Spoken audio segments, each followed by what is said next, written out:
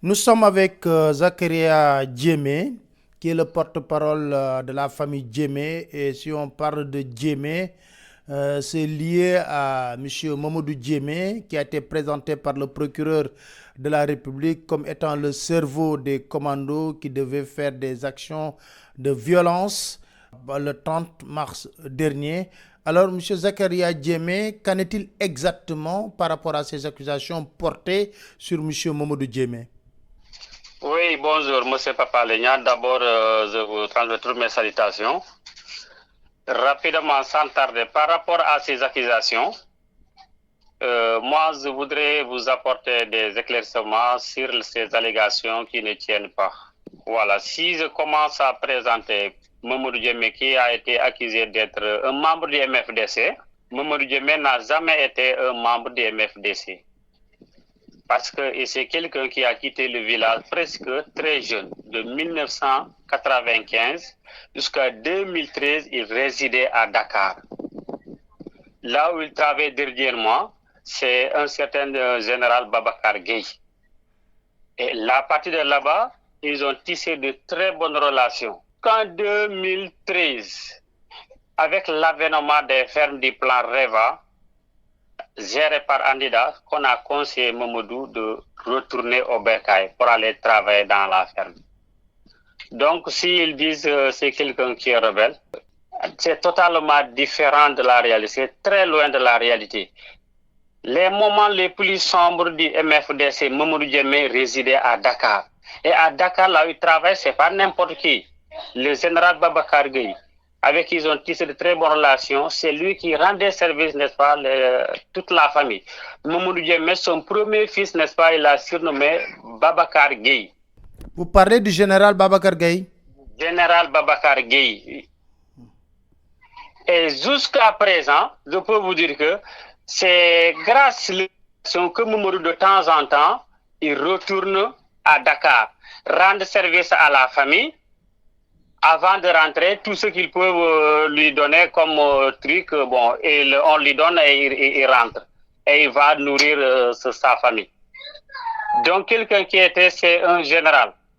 Comment est-ce qu'il peut rester là-bas sans qu'il sache que Mamadou est un rebelle? Deuxièmement, quand il est rentré au village, Mamadou Djemé est toujours dans la ferme. Aujourd'hui, moi, je vous parle, la ferme fonctionne jusqu'à nos jours. Et même les agents de la ferme, ils sont prêts à apporter leur témoignage. C'est quelqu'un aussi qui a été recruté par la mairie de Tangori. Depuis 4 mois, il travaille là-bas. Donc aujourd'hui, si Mamadou venait d'être libéré aujourd'hui, il retourne dans la ferme et il continue à travailler à la parce qu'à la mairie, c'est 2 jours dans la semaine. Donc s'ils disent que Mamadou est un rebelle, je pense qu'un rebelle n'aura pas le temps de rester dans le village au moment où les autres sont dans la brousse. Alors aujourd'hui, comment il a été arrêté? Bon, Mamadou Djemé, il a été arrêté à Dakar. Comme je vous ai dit tantôt, le plus souvent, s'il y a à l'approche des fêtes, soit le Ramadan, ou bien la Korité, ou bien la Tabaski, Mamadou venait à Dakar. La famille lui sollicitait pour qu'il aille à Dakar pour effectuer les services de la famille. C'est ce qui a fait qu'il a quitté le village pour aller à Dakar. Maintenant, à partir de là-bas qu'il a été arrêté. Il a été arrêté, je ne sais pas comment, mais ils l'ont appelé. Après, ils l'ont arrêté. Après l'avoir arrêté, ils l'ont amené à la maison familiale. Nous habitons à Dakar, à Dalifort, la grande famille à Dalifort. Une fois à Dalifort, ils ont demandé la chambre. La famille a dit, Mamadou habite ici, mais sa chambre, là, on a aussi un autre terrain. Ils sont partis là-bas avec Mamadou. Ils ont fouillé la chambre. Il n'y a pas ce qu'ils n'ont pas, en tout cas, vérifié. Ils ont tout fait. Même l'armoire de mon jeune frère qui est là-bas, l'armoire a été défoncée. Puisqu'on l'a accusé même d'être détenteur des explosifs, des engins, du cocktail Molotov. Ils ont tout vérifié, mais ils n'ont absolument rien vu.